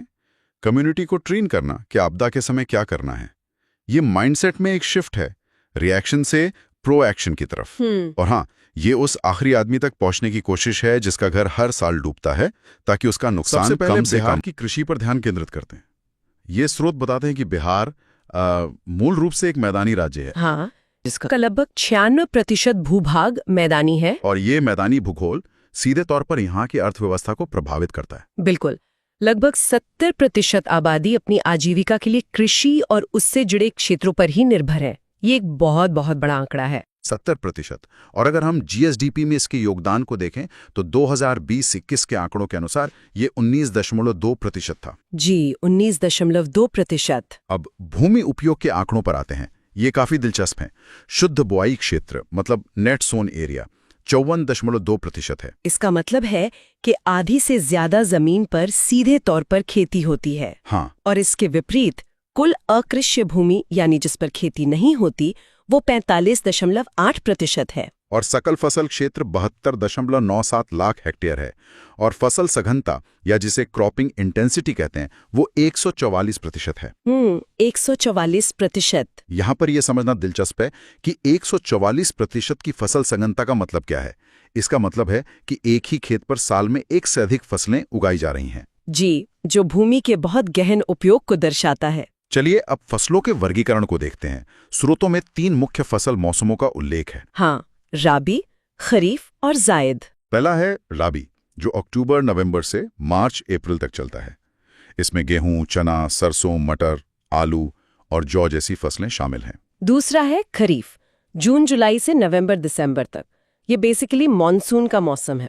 अच्छा। और मुख्य फसलें हैं धान, गन्ना, ज्वार, बाजरा, मक्का और अरहर। और फिर है जायद, जो अप्रैल मई से जून जुलाई के बीच का एक छोटा मौसम है। जी। इसमें मक्का, जूट, मरुआ, तरबूज, ककड़ी, मूंग और विभिन्न सब्जियां उगाई जाती हैं। अब अगर हम प्रमुख फसलों और उनके उत्पादक जिलों पर ध्यान दें तो यहाँ कुछ बहुत महत्वपूर्ण तथ्य हैं जिन्हें याद रखना चाहिए। बिल्कुल, यहाँ से अक्सर सवाल बनते हैं। जैसे चावल यानी धान का सर्वाधिक उत्पादन रोहतास में होता है, लेकिन सर्वाधिक उत्पादकता यानी प्रति हेक्टर उपज वो पश्चिम चंपारण में है। सही। इसी तरह गेहूं के लिए भी सर्वाधिक उत्पादन रोहतास में ही है, पर सर्वाधिक उत्पादकता बेगूसराय में दर्ज की गई है। मक्का का सर्वाधिक उत्पादन कटिहार करता है और उत्पादकता में अररिया सबसे आगे है। और दलहन के मामले में सर्वाधिक उत्पादन पटना में होता है, जबकि सर्वाधिक उत्पादकता जहानाबाद में है। तो ये उत्पादन और उत्पादकता का जो फर्क है ये बहुत महत्वपूर्ण है। कृषि उत्पादन से जुड़े कुछ और भी आकर्षक तथ्य हैं। जैसे फल उत्पादन में केला सबसे ऊपर है, 19.8 लाख टन, और उसके बाद आम 15.5 लाख टन, और फिर अमरूद। और लीची के बारे में तो सब जानते ही हैं। हाँ, मुजफ्फरपुर की लीची। बिहार का 48% लीची उत्पादन अकेले मुजफ्फरपुर में होता है, जो इसे देश में पहले स्थान पर रखता है। वाह। और गन्ने के उत्पादन में पश्चिम चंपारण का दबदबा है, जहां राज्य का 53% गन्ना पैदा होता है। चाय का सर्वाधिक उत्पादन किशनगंज में होता है। और जूट उत्पादन में पूर्णिया सबसे आगे है। जी। और बिहार पश्चिम बंगाल के बाद देश में दूसरे स्थान पर है जूट उत्पादन में। और मखाना, ये तो बिहार की पहचान ही है। बिल्कुल, देश का प्रथम और एकमात्र उत्पादक राज्य। ये बहुत बड़ी बात है। कुल खाद्यान्न उत्पादन 2020-21 का आंकड़ा है 17.952 लाख टन था। यहाँ ये बात भी महत्वपूर्ण है कि बिहार भारत के कुल खाद्यान्न का 6.6% उत्पादन करता है। और इन उपलब्धियों को पहचान भी मिली है। बिहार को 5 बार कृषि कर्मण पुरस्कार मिला है। जी, 5 बार। 2011-12 में चावल के लिए, हाँ। 2012-13 में गेहूं के लिए, अच्छा। 2015-16 और 2016-17 दोनों साल मक्का के लिए, यानी लगातार 2 साल मक्का के लिए। हाँ। और फिर 2017-18 में दोबारा गेहूं के लिए। कृषि के विकास को गति देने के लिए कृषि रोड मैप की भी एक श्रृंखला रही है। जी। प्रथम रोड मैप 2008 से 2012 तक था। जी। द्वितीय 2012 से 2017 तक। और तृतीय 2017 से 2022 तक था, जिसे 1 वर्ष के लिए 2023 तक बढ़ाया भी गया। जी, उसे 1 साल का एक्सटेंशन मिला था। और अब चौथा कृषि रोड मैप लागू है, जो 1 अप्रैल 2023 से 31 मार्च 2028 तक चलेगा। और इसका मुख्य फोकस है जलवायु अनुकूल कृषि पर, जो कि समय की मांग है। बिल्कुल। और इन सब के लिए सिंचाई महत्वपूर्ण है। बिहार में सिंचाई का मुख्य साधन है नलकूप, जिससे 64% सिंचाई होती है। 64%, मतलब 2/3 निर्भरता नलकूप पर है। इसके अलावा नहर, तालाब और पाइन का भी उपयोग होता है। चलिए, तो अब कृषि से आगे बढ़कर पशुपालन पर बात करते हैं। जी, जो खेती का एक बहुत ही महत्वपूर्ण हिस्सा है। 2019 के आंकड़ों के अनुसार राज्य में पशुओं की कुल संख्या 365.4 लाख थी। और पशुधन में 10% की वृद्धि देखी गई थी। हाँ, ये एक अच्छी ग्रोथ है। उत्पादन के आंकड़े जो 2020-21 के हैं, वो भी काफी प्रभावशाली हैं।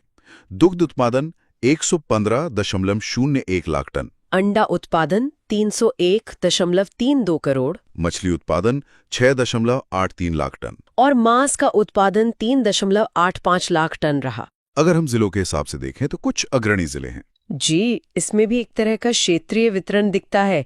गाय और बैल की सबसे ज्यादा संख्या पूर्णिया में है। और भैंसों के लिए मधुबनी, बकरियों के लिए अररिया, और मुर्गी या बत्तख के लिए कटिहार। ठीक है। अब बिहार के खनिज संसाधनों पर एक नजर डालते हैं। ये एक दिलचस्प कहानी है। बहुत दिलचस्प। खासकर झारखंड के विभाजन के बाद बिहार में मात्र 2 से 3% खनिज ही शेष रह गए। सिर्फ 2 से 3%? जी, और ये मुख्य रूप से राज्य के दक्षिणी सीमा पर धारवाड़ और विंध्य क्रम की चट्टानों में पाए जाते हैं। चलिए अब एक एक करके प्रमुख खनिजों और उनके उत्पादक जिलों को देखते हैं।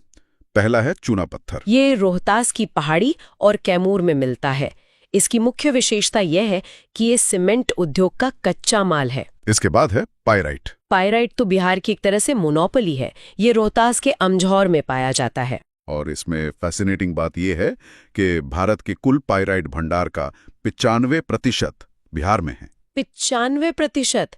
ये गंधक का स्रोत है और इसका उपयोग उर्वरक और कागज उद्योग में होता है। फिर आता है अभ्रक। ये नवादा, गया, जमुई और मुंगेर में मिलता है। और यहाँ विश्व का उच्च कोटि का अभ्रक पाया जाता है, जो विद्युत का कुचालक होता है। सोना। इसके उत्पादक क्षेत्र हैं जमुई, जहां करमिटिया इलाका है, मुंगेर और पश्चिम चंपारण। और हाल ही में जमुई में सोने के विशाल भंडार का पता चला है, जो एक बहुत बड़ी खबर है। बिल्कुल। चीनी मिट्टी की बात करें तो ये भागलपुर, बांका और मुंगेर में मिलती है, जिससे बर्तन और विद्युत प्रतिरोधक उपकरण बनाए जाते हैं। क्वार्ट्जाइट मुंगेर में, खड़गपुर की पहाड़ियों में, जमुई और गया में मिलता है और इसका उपयोग भवन निर्माण में होता है। और बॉक्साइट, जो एल्यूमिनियम का अयस्क है, वो भी मुंगेर की खड़गपुर पहाड़ी में ही पाया जाता है। और शोरा, ये सारण, मुजफ्फरपुर, बेगूसराय और पूर्वी चंपारण में मिलता है। जी, जिसका उपयोग विस्फोटक यानी बारूद बनाने में होता है। इसके अलावा कुछ और भी खनिज हैं। यूरेनियम गया और नवादा में मिलता है, जिसका उपयोग ऊर्जा उत्पादन में होता है। और स्लेट, जो एक सजावटी पत्थर है, वो मुंगेर के खड़गपुर में पाया जाता है। गैलेना बांका में मिलता है और इसका उपयोग परमाणु संयंत्रों और पेंट उद्योग में होता है। और अंत में पेट्रोलियम की मौजूदगी पश्चिमी चंपारण में बताई गई है। जी, जिसकी संभावनाएं तलाशी जा रही हैं। तो इन स्रोतों से बिहार की कृषि आधारित अर्थव्यवस्था की एक बहुत व्यापक तस्वीर मिलती है, जिसमें पशुपालन और सीमित लेकिन महत्वपूर्ण खनिज संसाधनों का भी योगदान है। चावल और गेहूं के उत्पादन से लेकर मखाना और लीची में देश में अग्रणी होने तक कृषि यहाँ की रीढ़ है। साथ ही विभाजन के बाद खनिजों की कमी के बावजूद पाइराइट और सोने के नए भंडारों जैसी संभावना है, भविष्य के लिए नए रास्ते खोलती हैं। और चौथे कृषि रोडमैप का जलवायु अनुकूल कृषि पर ध्यान केंद्रित करना भी एक बहुत दूरदर्शी कदम है। निश्चित रूप से। बिल्कुल। शुरुआत करते हैं उस चीज से जिसके बिना कुछ नहीं चलता, ऊर्जा। 2020-21 के आंकड़े बताते हैं कि कुल उत्पादन 6422 मेगावाट था। लेकिन यहाँ एक आंकड़ा है जो मुझे चौंका रहा है। प्रति व्यक्ति उपभोग यानी हर इंसान औसतन सिर्फ 350 किलोवाट घंटा बिजली इस्तेमाल करता है। हाँ, ये बहुत कम है। इसे समझने के लिए ये भारत के राष्ट्रीय औसत का लगभग कितना होगा, 1/4? बिल्कुल। और ये सिर्फ एक आंकड़ा नहीं है, ये अपने आप में एक पूरी कहानी है। इसका मतलब है कि घरेलू जरूरतों के लिए तो शायद बिजली पहुंच रही है, लेकिन ये वो स्तर नहीं है जो एक बड़े औद्योगिक विकास के लिए जरूरी होता है। हाँ, ये दिखाता है कि उद्योग चलाने के लिए या यहाँ तक कि आधुनिक कृषि उपकरण चलाने के लिए भी ऊर्जा की भारी कमी है। हर घर बिजली एक बहुत बड़ी उपलब्धि है, लेकिन ये हर फैक्ट्री बिजली से बहुत दूर है। और खपत में भी काफी अंतर है। वही, जब हम देखते हैं कि सबसे ज्यादा खपत पटना, गया और मुजफ्फरपुर जैसे बड़े शहरों में है, तो इससे साफ पता चलता है कि शहरों और गांवों में बिजली की खपत में कितना बड़ा फासला है। ये एक बहुत जरूरी बात है। लेकिन ये ऊर्जा आती कहाँ से है? मुझे ये देखकर हैरानी हुई कि बिहार में इतनी नदियां हैं, बाढ़ एक सालाना समस्या है, फिर भी जल विद्युत का योगदान इतना कम क्यों है? हाँ, ये सवाल तो बनता है। हमारे स्रोतों के मुताबिक कुल 13 परियोजनाएं मिलकर सिर्फ 54.3 मेगावाट बिजली पैदा करती हैं। ये तो मतलब बहुत ही कम है। ये एक बहुत अच्छा सवाल है। इसकी कई वजह हैं, जिसमें गाद की समस्या से लेकर पर्यावरण संबंधी चिंताएं भी शामिल हैं। अच्छा। इसी वजह से, जैसा कि हमारे स्रोत दिखाते हैं, राज्य अपनी ऊर्जा सुरक्षा के लिए कोयले पर बहुत ज्यादा निर्भर है। ये निर्भरता बिहार की भौगोलिक स्थिति और जाहिर है झारखंड के कोयला स्रोतों से निकटता को भी दर्शाती है। हाँ, वो तो है। ताप विद्युत केंद्रों की तो एक पूरी फौज नजर आती है। हमारे स्रोतों में पटना के पास बाढ़, औरंगाबाद का नबीनगर, बेगूसराय में बरौनी और मुजफ्फरपुर में कांटी, हाँ, ये सब बड़े प्लांट्स हैं। हाँ, ऐसा लगता है कि बिहार ने अपनी ऊर्जा सुरक्षा का दांव पूरी तरह कोयले पे लगाया है। फिलहाल तो ऐसा ही लगता है, लेकिन भविष्य की ओर देखें तो एक महत्वपूर्ण संकेत मिलता है नवादा के रजौली में एक परमाणु विद्युत संयंत्र का प्रस्ताव। ओह, ये तो दिलचस्प है। ये अभी सिर्फ प्रस्ताव है, लेकिन ये ऊर्जा स्रोतों में विविधता लाने की एक दूरगामी सोच को दिखाता है। ये कोयले पर निर्भरता कम करने की दिशा में एक बड़ा कदम हो सकता है, अगर ये हकीकत में बदलता है तो। और हमें 7 निश्चय 1 योजना का जिक्र नहीं भूलना चाहिए। बिल्कुल, जो 2015 में शुरू हुई थी। हाँ, और इसी के तहत हर घर बिजली लगातार का लक्ष्य हासिल किया गया। तो इसका मतलब ये हुआ कि तार हर घर तक पहुंच गया और बल्ब जल गया। बिल्कुल, घरेलू स्तर पर बिजली पहुंचाने में ये एक क्रांतिकारी कदम था। उसने लोगों के जीवन स्तर को बेहतर बनाया। सही बात है, लेकिन आर्थिक विकास का इंजन सिर्फ घरों से नहीं चलता, उसे कारखानों से ऊर्जा मिलती है। और यहीं से हम अपने अगले विषय पर आते हैं। अगर आपके पास बिजली है तो उसका इस्तेमाल करने के लिए उद्योग भी तो होने चाहिए। सही कहा। तो चलिए बात करते हैं उद्योग की। स्रोत साफ कहते हैं कि बिहार में खनिज आधारित उद्योगों की संभावना सीमित है। हाँ, शायद रोहतास के चूना पत्थर को छोड़कर। हाँ, असली ताकत तो कृषि आधारित उद्योगों में है। और ये कोई नई बात नहीं है, इसका एक लंबा इतिहास है। चीनी उद्योग इसका सबसे पुराना और सबसे बड़ा उदाहरण है। पहली मिल 1904 में सारण के मरहौरा में लगी थी। एक सदी से भी ज्यादा पहले। हाँ, ये दिखाता है कि बिहार में कृषि को उद्योग में बदलने की समझ कितनी पुरानी है। आज भी लगभग 10-11 मिलें चल रही हैं। ये राज्य की कृषि प्रधानता को उसकी औद्योगिक ताकत में बदलने का एक जीता जागता खाका है। और ये सिर्फ चीनी तक ही सीमित नहीं है।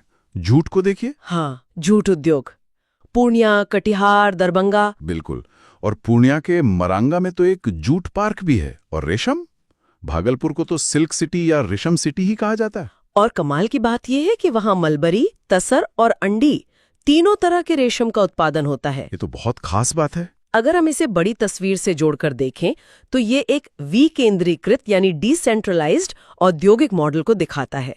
हर चीज एक जगह नहीं है।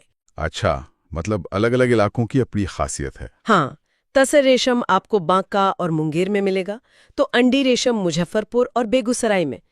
इसी तरह सीमेंट उद्योग रोहतास के डालमिया नगर और बंजारी में है, क्योंकि वहां चूना पत्थर आसानी से मिल जाता है। मतलब उद्योग वहां लग रहे हैं जहां कच्चा माल उपलब्ध है। ये तो मंतिकी है एकदम। और इसमें सार्वजनिक उपक्रमों यानी सरकारी कारखानों की भूमिका भी बहुत बड़ी लगती है, खासकर रेलवे की। हाँ, रेलवे का बहुत बड़ा योगदान है। मधेपुरा में रेलवे का इलेक्ट्रिक इंजन कारखाना, सारण के बेला में रेल पहिया कारखाना और मड़ौरा में डीजल इंजन कारखाना। ऐसा लगता है कि भारतीय रेलवे बिहार के औद्योगिक परिदृश्य में एक बहुत बड़ा निवेशक है। निश्चित रूप से। बरौनी में उर्वरक और तेल रिफाइनरी के साथ साथ रेलवे के ये कारखाने भारी उद्योग की रीढ़ हैं। ये सब बिहार औद्योगिक क्षेत्र विकास प्राधिकरण यानी बियाडा के दायरे में आता है। बियाडा? हाँ, इसकी स्थापना 1974 में हुई थी। हाँ, ये एक सरकारी एजेंसी है जिसमें मुख्य काम राज्य में औद्योगिक जमीनें विकसित करना और निवेश को बढ़ावा देना है। इसके 4 क्षेत्रीय कार्यालय हैं, पटना, भागलपुर, मुजफ्फरपुर और दरभंगा। ये राज्य भर में इसी काम को देखते हैं। ठीक है, तो हमारे पास ऊर्जा के प्लांट हैं, हमारे पास कृषि आधारित और कुछ भारी उद्योग भी हैं, लेकिन किसी उद्योग को बढ़ावा देने के लिए सिर्फ फैक्ट्री और जमीन काफी नहीं है। नहीं, बिल्कुल नहीं। आपको कच्चा माल लाने और तैयार माल बाजार तक पहुंचाने के लिए रास्ते चाहिए, और यहीं पर परिवहन की भूमिका किसी भी अर्थव्यवस्था की जीवन रेखा की तरह हो जाती है। सही कहा। और यहाँ के आंकड़े तो वाकई चौंकाने वाले हैं। आप शायद सड़क घनत्व की बात कर रहे हैं? हाँ बिल्कुल। एक मिनट, ये आंकड़ा सही है? बिहार का सड़क घनत्व मतलब प्रति 1000 वर्ग किलोमीटर पर 3086 किलोमीटर सड़कें देश में तीसरे नंबर पर है। हाँ, केरल और पश्चिम बंगाल के ठीक बाद। ये तो मेरी उम्मीद से बिल्कुल अलग है। मुझे तो लगा था कि यहाँ सड़कें एक बड़ी समस्या होंगी। हाँ, कागज पर ये आंकड़ा बहुत प्रभावशाली लगता है। ये दिखाता है कि गांव तक पहुंच बनाने में काफी काम हुआ है। लेकिन जब हम इन सड़कों की गुणवत्ता, उनकी चौड़ाई और उनके रखरखाव को देखते हैं तो एक दूसरी ही कहानी सामने आती है। उच्च घनत्व का मतलब हमेशा उच्च दक्षता नहीं होता है, खासकर जब आपको एक फैक्ट्री से भारी माल से लदे ट्रक निकालने हो। समझ गई। और इसमें भी एक विषमता है। बहुत ज्यादा। जहां पटना जिले में 500 किलोमीटर से ज्यादा राष्ट्रीय राजमार्ग हैं, वहीं शिवहर जैसे जिले में महज 22 किलोमीटर। सिर्फ 22 किलोमीटर? ये असमानता तो वाकई चिंताजनक है। अच्छा, अब रेल परिवहन की बात करते हैं, जिसकी एक लंबी विरासत है। हाँ, 1862 से। पहली लाइन 1862 में ही बिछ गई थी। आज राज्य में लगभग 3800 किलोमीटर का रेल नेटवर्क है और हाजीपुर में पूर्व मध्य रेलवे का मुख्यालय होना भी एक बड़ी रणनीतिक बात है। हाँ, वो एक बड़ा हब है। और भविष्य की ओर देखें तो पटना मेट्रो पर भी काम चल रहा है, जिसका लक्ष्य 2027 रखा गया है। रेल और सड़क के अलावा हवाई और जल परिवहन को भी नजरअंदाज नहीं किया जा सकता। सही बात। पटना और गया में अंतर्राष्ट्रीय हवाई अड्डे हैं जो इसे दुनिया से जोड़ते हैं। और उड़ान योजना, उड़े देश का आम नागरिक। हाँ, उस योजना ने दरभंगा जैसे घरेलू हवाई अड्डों को भी एक नई जिंदगी दी है। इसने उत्तर बिहार के लोगों के लिए दिल्ली मुंबई का सफर बहुत आसान कर दिया है। और अंत में एक ऐसा क्षेत्र जिसमें मुझे लगता है कि सबसे ज्यादा संभावनाएं छिपी हैं, जल परिवहन। हमारे स्रोत बताते हैं कि राष्ट्रीय जलमार्ग 1, जो इलाहाबाद से हल्दिया तक गंगा नदी पर है, उसका एक बहुत बड़ा हिस्सा बक्सर से भागलपुर तक बिहार से होकर गुजरता है। और ये एक बहुत ही महत्वपूर्ण बिंदु है जो हमारी हार्डवेयर बनाम सॉफ्टवेयर वाली बात पर वापस आता है। कैसे? ये जलमार्ग एक बना बनाया हार्डवेयर है, एक सुपर हाईवे है जो पानी पर चलता है। इसमें व्यापार और परिवहन की अपार संभावनाएं हैं जो सड़कों और रेलवे पर बोझ कम कर सकती हैं। सोचिए, भागलपुर का रेशम या उत्तर बिहार की चीनी अगर सीधे नावों और जहाजों के जरिए हल्दिया बंदरगाह तक पहुंच जाएं, तो लागत कितनी कम हो जाएगी? पटना के महेंद्रू घाट पर राष्ट्रीय पोत संस्थान की स्थापना इसी क्षमता को विकसित करने की दिशा में एक कदम बिहार है। की जनगणना 2011 कहानी का की शुरुआत कहां से करें? इसके इतिहास से करते हैं। भारत में जनगणना का सिलसिला काफी पुराना है। पहली बार गिनती हुई थी 1872 में लॉर्ड मेयो के समय, लेकिन वो एक कह सकते हैं अधूरी कोशिश थी। बिल्कुल, एक सिस्टमैटिक मतलब हर 10 साल पे होने वाली नियमित जनगणना की शुरुआत हुई 1881 में लॉर्ड रिपिन के कार्यकाल से। अच्छा। और यहाँ बिहार से जुड़ा एक दिलचस्प तथ्य ये है कि जब 1936 में बिहार उड़ीसा से अलग हुआ, हाँ, तो उसकी अपनी अलग जनगणना पहली बार 1941 में हुई। ये एक तरह से बिहार की अपनी पहचान की गिनती थी। और जिस जनगणना की हम आज बात कर रहे हैं, यानी 2011 की, वो आजाद भारत की 7वीं और कुल मिलाकर 15वीं जनगणना थी। इसके जनगणना आयुक्त थे सी चंद्रमौली। और इसका एक आदर्श वाक्य भी था जो याद रखना जरूरी है, हमारी जनगणना हमारा भविष्य। हमारी जनगणना हमारा भविष्य। बहुत खूब, क्योंकि यही आंकड़े हमें बताते हैं कि हम कहाँ हैं और भविष्य के लिए हमें क्या योजनाएं बनानी हैं। जी। तो चलिए अब सीधे बिहार के 2011 के रिपोर्ट कार्ड पर आते हैं। उस साल बिहार की कुल आबादी कितनी थी? उस वक्त कुल आबादी थी 10,40,99,452। 10,40,00,000। ये संख्या तो अपने आप में बहुत बड़ी है। हाँ, ये पूरे भारत की आबादी का लगभग 8.5% है, मतलब 8.58%। और इस हिसाब से बिहार उत्तर प्रदेश और महाराष्ट्र के बाद तीसरा सबसे ज्यादा आबादी वाला राज्य बन गया था। जी, तीसरा। ठीक है, तो ये तो हुई कुल आबादी की बात। लेकिन असली कहानी तो तब शुरू होती है जब हम इन आंकड़ों की तुलना पूरे भारत के आंकड़ों से करते हैं। बिल्कुल, यहीं से बिहार की अपनी खास तस्वीर उभर कर सामने आती है। तो चलिए इसी तुलना से शुरू करते हैं। सबसे बड़ा और सबसे महत्वपूर्ण अंतर जो नजर आता है वो है ग्रामीण और शहरी आबादी का।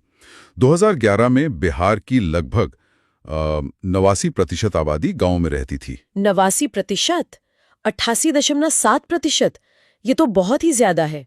राष्ट्रीय स्तर पर ये आंकड़ा क्या था? राष्ट्रीय औसत करीब 69% था, 68.8%। अच्छा। मतलब जहां पूरा देश धीरे धीरे शहरी हो रहा था, वहीं बिहार अपनी आत्मा से एक ग्रामीण राज्य बना हुआ था। बिहार में शहरी आबादी सिर्फ 11.3% थी, जबकि भारत में ये 31% से ज्यादा थी। तो ये आंकड़े मिलकर एक कहानी बताते हैं कि बिहार दिल से एक गांव है। सही। इसका मतलब है कि राज्य की नीतियां, रोजगार और विकास सब कुछ इसी ग्रामीण हकीकत से जुड़ा होना चाहिए। लेकिन इस कहानी में एक और बड़ा मोड़ है, जनसंख्या वृद्धि दर। हाँ, और ये काफी चिंताजनक आंकड़ा है। 2001 से 2011 के बीच बिहार की आबादी 25.42% की रफ्तार से बढ़ी। 25.42%? ये तो राष्ट्रीय औसत से बहुत ज्यादा है। जी, राष्ट्रीय औसत तो सिर्फ 17.7% था। 25% की दशकीय वृद्धि दर का मतलब है कि हर 10 साल में बिहार की आबादी 1/4 बढ़ जाती है। बिल्कुल। जरा सोचिए कि हर 10 साल में राज्य को 1/4 ज्यादा स्कूल, अस्पताल और नौकरियों का इंतजाम करना पड़ता है। ये एक बहुत बड़ी चुनौती है और इसी से जुड़ा हुआ है जनसंख्या घनत्व का आंकड़ा, है ना? हाँ बिल्कुल। बिहार में प्रति वर्ग किलोमीटर 1106 लोग रहते हैं। 1106? हाँ। और राष्ट्रीय औसत? राष्ट्रीय औसत सिर्फ 382 है। मतलब बिहार में जमीन पर दबाव भारत के किसी भी दूसरे बड़े राज्य से कहीं ज्यादा है। अब लिंगानुपात की बात करते हैं। बिहार में प्रति 1000 पुरुषों पर 918 महिलाएं थी, जो राष्ट्रीय औसत यानी 943 से कम है। ये एक चिंता की बात है। हाँ ये तो है, लेकिन इसी में एक चौंकाने वाली और सकारात्मक बात भी छिपी है। अच्छा, वो क्या है? वो है बाल लिंगानुपात, यानी 0 से 6 साल के बच्चों का लिंगानुपात। ओके। इस मामले में बिहार की स्थिति राष्ट्रीय औसत से बेहतर थी। बिहार में ये आंकड़ा 935 था, जबकि पूरे भारत का औसत 919 था। ये तो काफी हैरान करने वाली बात है। जहां ज्यादातर मामलों में बिहार के आंकड़े राष्ट्रीय औसत से कम है, वहीं इस एक मामले में स्थिति बेहतर क्यों है? इसका कोई खास सामाजिक कारण हो सकता है? इसके कई संभावित कारण हो सकते हैं, जिन पर समाजशास्त्रियों को और अध्ययन करना होगा। लेकिन ये दिखाता है कि तस्वीर हमेशा एक जैसी नहीं होती। कहीं चुनौतियां हैं तो कहीं उम्मीद की किरणें भी हैं। एक और महत्वपूर्ण पहलू है आयु समूह। बिहार को युवा राज्य क्यों कहा जाता है, ये आंकड़े साफ बताते हैं। सही कहा। बिहार की 40% से ज्यादा आबादी, 40.2%, 0 से 14 साल की उम्र की थी। 40%? जी। और राष्ट्रीय औसत? राष्ट्रीय औसत करीब 31% था, 30.9%। और जो कामकाजी उम्र है, यानी 15 से 59 साल, उसमें भी एक बड़ा हिस्सा युवाओं का है। तो इसका मतलब है कि बिहार के पास एक बहुत बड़ी डेमोग्राफिक डिविडेंड यानी युवा शक्ति है। बिल्कुल। अगर इस शक्ति को सही दिशा दी जाए तो ये राज्य को बहुत आगे ले जा सकती है। लेकिन इस युवा शक्ति को दिशा देने के लिए सबसे जरूरी चीज है शिक्षा, और साक्षरता के आंकड़े बिहार की सबसे बड़ी चुनौती को सामने लाते हैं। दुर्भाग्य से ये सच है। 2011 में बिहार की साक्षरता दर सिर्फ 61.8% थी, जो देश में सबसे कम थी। और राष्ट्रीय औसत 73% था। जी। महिलाओं की साक्षरता दर तो और भी कम, सिर्फ 51.5% थी। जब हम कहते हैं कि बिहार में महिला साक्षरता दर सिर्फ 51.5% है, तो इसका मतलब है कि राज्य की लगभग आधी महिलाएं अपना नाम भी ठीक से नहीं लिख सकती। बिल्कुल। और इसका सीधा असर उनके स्वास्थ्य, बच्चों की परवरिश और परिवार की आमदनी पर पड़ता है। लेकिन यहाँ भी एक सकारात्मक पहलू है, जैसा आपने पहले कहा था। हाँ, वो ये कि 2001 से 2011 के बीच साक्षरता दर में वृद्धि के मामले में बिहार ने बहुत अच्छा काम किया है। इस दशक में बिहार की साक्षरता दर में लगभग 18% की बढ़ोतरी हुई। 17.9%। और राष्ट्रीय स्तर पर? राष्ट्रीय स्तर पर यह बढ़ोतरी सिर्फ 11% के आसपास थी, मतलब 10.9%। तो इससे पता चलता है कि कोशिशें हो रही हैं और उनके नतीजे भी आ रहे हैं, भले ही मंजिल अभी दूर हो। तो हमने देखा कि पूरे राज्य के तौर पर बिहार की आबादी घनी है, ग्रामीण है, तेजी से बढ़ रही है और साक्षरता में पीछे है। जी। लेकिन असली कहानी तब सामने आती है जब हम जिलों के अंदर झांकते हैं, क्योंकि बिहार के अंदर ही कई अलग अलग बिहार बसते हैं। आपने बहुत सही कहा। जिलों के आंकड़े राज्य के भीतर की असमानता को दिखाते हैं। चलिए क्षेत्रफल से शुरू करते हैं। ठीक है। पश्चिमी चंपारण, गया और पूर्वी चंपारण सबसे बड़े जिले हैं। वहीं शिवहर, अरवल और शेखपुरा सबसे छोटे हैं। ये तो हुई जमीन की बात। अब इस पर रहने वाले लोगों की बात करते हैं। आबादी के मामले में जाहिर है राजधानी पटना सबसे आगे है। हाँ, जहां लगभग 58.4 लाख लोग रहते हैं। उसके बाद पूर्वी चंपारण और मुजफ्फरपुर का नंबर आता है। और सबसे कम आबादी वाले जिले? सबसे कम है शेखपुरा, शिवहर और अरवल। शेखपुरा में बस 6.4 लाख। लेकिन मुझे लगता है कि आबादी से ज्यादा जरूरी है आबादी बढ़ने की रफ्तार। बिल्कुल। और यहाँ बहुत बड़ा फर्क है। एक तरफ मधेपुरा जैसा जिला है जिसकी आबादी 10 साल में 31.1% से भी ज्यादा बढ़ गई। 31%? हाँ। किशनगंज और अररिया भी लगभग इसी रफ्तार से बढ़े। वहीं दूसरी तरफ अरवल, गोपालगंज और दरभंगा, जिनकी वृद्धि दर राष्ट्रीय औसत के करीब थी। ये दिखाता है कि जनसंख्या का दबाव पूरे राज्य में एक जैसा नहीं है। बिल्कुल। और लिंगानुपात के मामले में तो कहानी और भी अलग है। एक तरफ गोपालगंज है जो एक मिसाल है। वहां प्रति 1000 पुरुषों पर 1021 महिलाएं हैं। ये शानदार है। जी। सिवान और सारण भी अच्छे हैं, लेकिन अगर हम सिक्के का दूसरा पहलू देखें तो मुंगेर की तस्वीर काफी निराशाजनक है। वहाँ क्या आंकड़ा है? वहां ये आंकड़ा सिर्फ 876 है। भागलपुर और खगड़िया की स्थिति भी अच्छी नहीं है। एक ही राज्य के 2 जिलों गोपालगंज और मुंगेर, इतना बड़ा अंतर, ये गहरा सामाजिक सवाल है। हाँ, ये तो है। चलिए अब उस आंकड़े पर आते हैं जिसने मुझे सबसे ज्यादा चौंकाया, जनसंख्या घनत्व। हाँ, और यहाँ बिहार के अंदर ही कई अलग अलग बिहार दिखते हैं। एक तरफ शिवहर है जहां 1 वर्ग किलोमीटर में 1880 लोग रहते हैं, 1880। ये तो मुंबई या दिल्ली जैसा घनत्व है। और दूसरी तरफ है कैमूर का विशाल पहाड़ी इलाका, जहां उतने ही एरिया में सिर्फ 488 लोग रहते हैं। जमीन आसमान का फर्क है। इसकी वजह काफी हद तक भूगोल है ना? शिवर एक छोटा मैदानी और उपजाऊ जिला है, तो आबादी बहुत घनी है। और वही कैमूर का ज्यादातर हिस्सा पहाड़ी और जंगली है, तो वहां बसावट कम है। लेकिन ये आंकड़ा प्रशासन के लिए एक बड़ी चुनौती पेश करता है। सही कहा, शिवहर में कम जगह में ज्यादा लोगों तक सुविधाएं पहुंचाना मुश्किल है, तो कैमूर में दूर दूर तक फैले लोगों तक पहुंचना। और यही असमानता शहरीकरण में भी दिखती है। पटना जाहिर तौर पर सबसे शहरी जिला है, जहां 43.1% आबादी शहरों में रहती है। और सबसे कम शहरीकरण वाले जिले? वो हैं समस्तीपुर और बांका।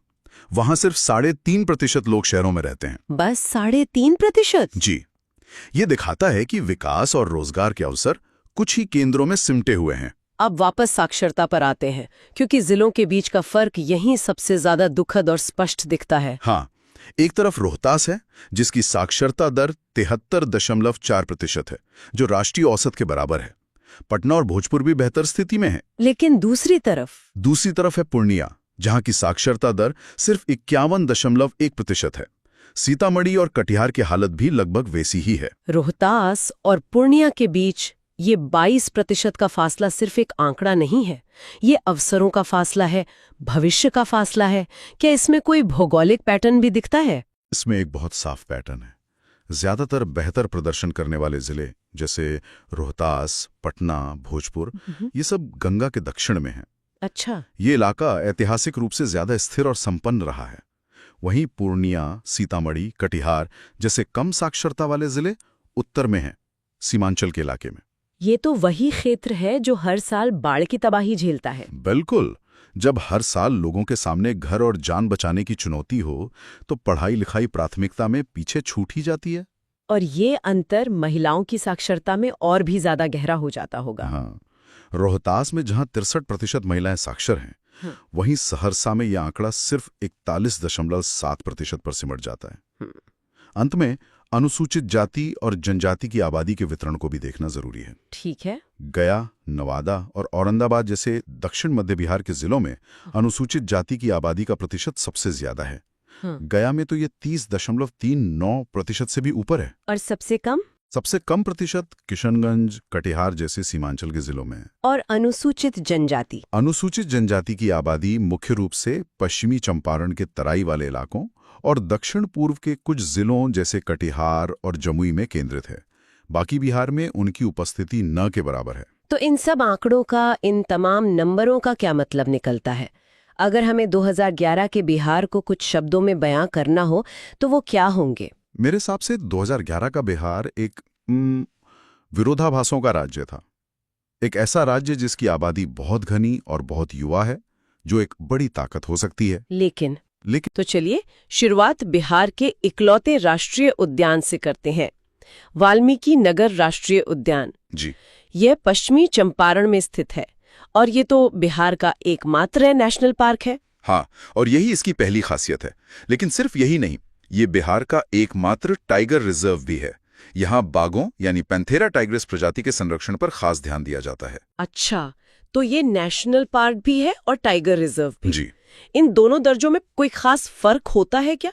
मतलब प्रतियोगी परीक्षाओं के नजरिए से इसे कैसे समझें? बहुत अच्छा सवाल है। देखिए, नेशनल पार्क एक व्यापक शब्द है, जहां पूरे इकोसिस्टम को, मतलब सभी तरह के पेड़ पौधों और जीव जंतुओं को संरक्षण दिया जाता है। ठीक है। वहीं टाइगर रिजर्व एक विशेष दर्जा है, जो प्रोजेक्ट टाइगर के तहत दिया जाता है, जहां संरक्षण का मुख्य केंद्र बाघ होता है। अच्छा। तो वाल्मीकि को ये दोनों दर्जे हासिल हैं, जो इसे बिहार का क्राउन जूल यानी सिरमौर बनाता है। समझ गई।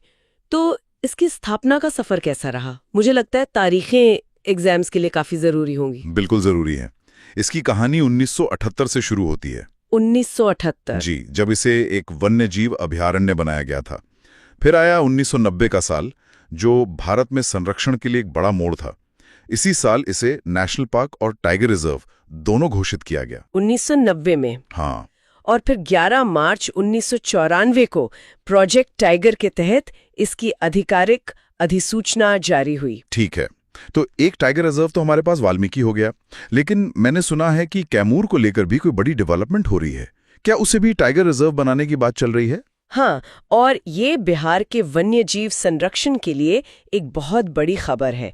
कैमूर वन्यजीव अभयारण्य, जो कैमूर जिले में है, उसे बिहार का दूसरा टाइगर रिजर्व बनाने की प्रक्रिया को मंजूरी मिल चुकी है। वाह, ये तो कमाल की बात है। तो कैमूर अभयारण्य की और क्या खासियतें हैं? कैमूर की स्थापना 1979 में हुई थी। 1979? जी, और ये क्षेत्रफल के हिसाब से बिहार का सबसे बड़ा वन्यजीव अभयारण्य है, जो सोन नदी के किनारे बसा है। ये बिहार का सबसे बड़ा है? हाँ, और एक महत्वपूर्ण अपडेट ये है कि इसे NTCA से मंजूरी मिल चुकी है। NTCA? जी, मतलब नेशनल टाइगर कंजर्वेशन अथॉरिटी। ये भारत में बाघों के संरक्षण के लिए सर्वोच्च संस्था है, और कैमूर को उनसे हरी झंडी मिल चुकी है। बहुत बढ़िया। तो बिहार का सबसे बड़ा अभयारण्य तो कैमूर हो गया, लेकिन कुछ अभयारण्य अपने आकार की वजह से नहीं, बल्कि अपनी अनोखी विशेषताओं के लिए जाने जाते हैं, जैसे मुंगेर का भीम बांध। आपने बिल्कुल सही पकड़ा। भीम बांध, जिसकी स्थापना 1976 में हुई थी। 1976? हाँ, वो तेंदुआ, भालू, जंगली सुअर और मगरमच्छ जैसे जीवों का घर तो है ही, लेकिन इसकी असली पहचान है यहाँ मिलने वाले गर्म पानी के झरने। गर्म पानी के झरने? मतलब जंगल के बीच में? जी बिल्कुल, जैसे सीता कुंड और ऋषि कुंड। अच्छा, ये इसकी सबसे अनूठी विशेषता है। अब कुछ और अभयारण्यों के बारे में भी जान लेते हैं, जैसे पंत वन्यजीव अभयारण्य। हाँ, ये राजगीर नालंदा जिले में है। इसकी स्थापना हुई थी 1978 में। ठीक है, और यहाँ कौन से जीव जंतु मिलते हैं? यहाँ आपको भेड़, भालू, बंदर और गाय जैसे जानवर मिल जाएंगे। अगला है गौतम बुद्ध वन्यजीव अभयारण्य। ये गया में है। गया में? जी, और इसकी स्थापना भी 1976 में हुई थी, भीम बांध वाले साल में। अच्छा, 1976 में ही? हाँ, और यहाँ तेंदुआ, चीता, सांभर और हिरन पाए जाते हैं। फिर आता है उदयपुर वन्यजीव अभयारण्य। ये कहाँ पर है? ये पश्चिमी चंपारण में है। पश्चिमी चंपारण? जी, इसकी स्थापना 1978 में हुई थी, और यहाँ भी चीता, सांभर, हिरण और भालू जैसे जीव हैं। उदयपुर अभयारण्य के बारे में एक खास बात है शायद। बिल्कुल है। उदयपुर अभयारण्य के अंदर उदयपुर झील है, और हाल ही में 2025 में इसे रामसर साइट में शामिल किया गया है। अच्छा, 2025 में? जी, ये एक बहुत महत्वपूर्ण तथ्य है। जी, बहुत ही महत्वपूर्ण। आगे बढ़ते हैं रजौली वन्यजीव अभयारण्य पर। ये नवादा में है। नवादा? जी, यहाँ भालू, लकड़बग्घा और सांभर जैसे जानवर पाए जाते हैं। और अब बात करते हैं एक ऐसी जगह की जो तकनीकी रूप से तो एक जैविक उद्यान है, लेकिन संरक्षण में इसका काम बहुत बड़ा है। संजय गांधी जैविक उद्यान। हाँ, यानी पटना जू। पटना जू। इसकी स्थापना 1969 में हुई थी। 1969? जी, और पटना जू की विश्व स्तर पर एक खास पहचान है। हाँ, मैंने भी ये फैक्ट पढ़ा और मैं हैरान रह गई थी। ये एशिया का सबसे बड़ा और विश्व का दूसरा सबसे बड़ा गैंडा प्रजनन केंद्र है। बिल्कुल, ये बहुत बड़ी उपलब्धि है। ये एशिया का सबसे बड़ा और विश्व का दूसरा सबसे बड़ा गैंडा प्रजनन केंद्र है। कमाल है। तो जंगलों से निकलकर अब हम बिहार के आसमान की ओर देखते हैं, जहां प्रवासी पक्षी आते हैं। अब बात करते हैं बिहार के पक्षी विहारों की। और यहाँ बिहार का खजाना और भी समृद्ध है। सबसे पहले बरेला झील, सलीम अली जुब्बा साहिनी पक्षी वन्यजीव अभयारण्य। हाँ, ये नाम इतना लंबा क्यों है? हाँ, ये वैशाली में है। इसकी स्थापना 1997 में हुई थी। 1997? जी, और यहाँ कोयल, गौरैया, भालू, हिरण और सबसे जरूरी कई प्रवासी पक्षी आते हैं। अगला है कुशेश्वर स्थान पक्षी अभयारण्य। ये दरभंगा में है। इसकी स्थापना 1994 में हुई थी। ठीक है, 1994। और इसका मुख्य तथ्य यह है कि ये उत्तरी बिहार का सबसे बड़ा पक्षी अभयारण्य है। और यहाँ की सबसे बड़ी खासियत वो खास मेहमान हैं जो हर साल सर्दियों में आते हैं।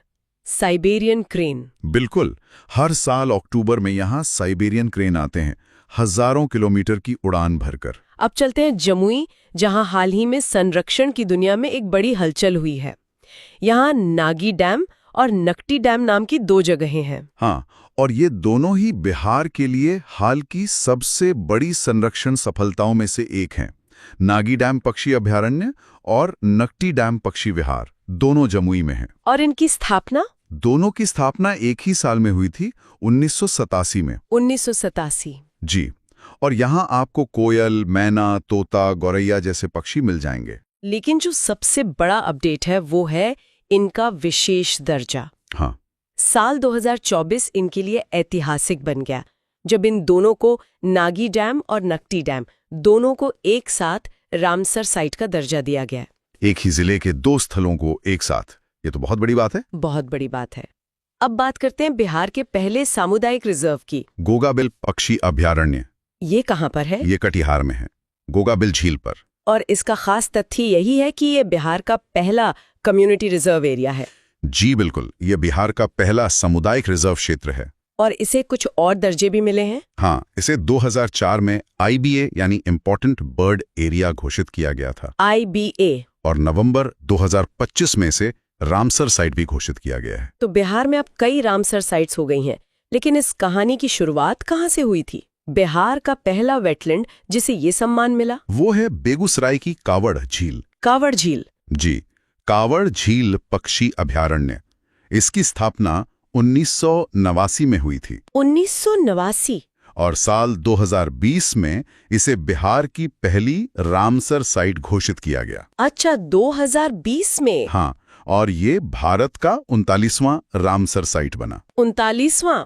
ये याद रखना होगा। जी, और कावड़ झील की एक और बहुत बड़ी भौगोलिक पहचान है, गोखुर झील। बिल्कुल, यह एशिया की सबसे बड़ी मीठे पानी की प्राकृतिक गोखुर झील है। हमने जमीन और आसमान की बात कर ली, अब बिहार की नदियों के दिल में उतरते हैं।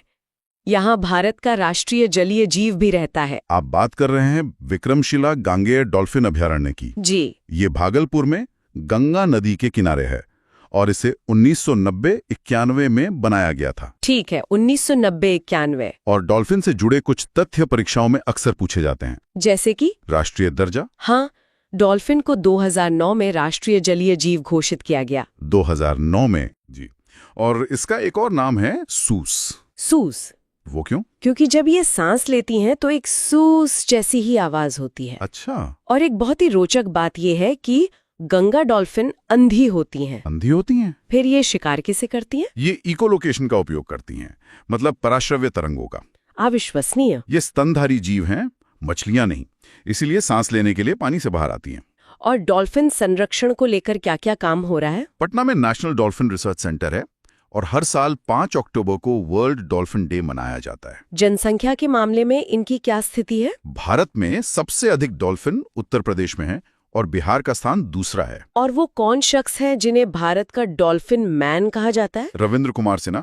उन्हें डॉल्फिन मैन ऑफ इंडिया कहा जाता है और उन्हें पद्मश्री पुरस्कार भी मिला है। तो आज हमने बिहार के सभी प्रमुख राष्ट्रीय उद्यान, वन्यजीव अभयारण्यों और पक्षी विहारों को विस्तार से जाना। हमने उनकी स्थापना वर्ष,